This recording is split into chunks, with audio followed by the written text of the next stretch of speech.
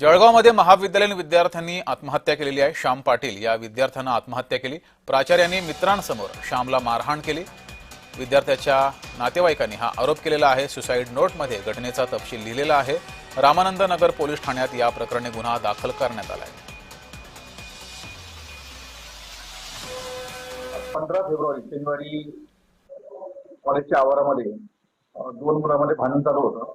ते भांडण सोडवायला श्याम प्रभाकर पाटील गेला होता त्या ठिकाणी। तर त्या मुलांनी या मुलाला मारहाण केली, कॉलर पकडली आणि मारहाण केली।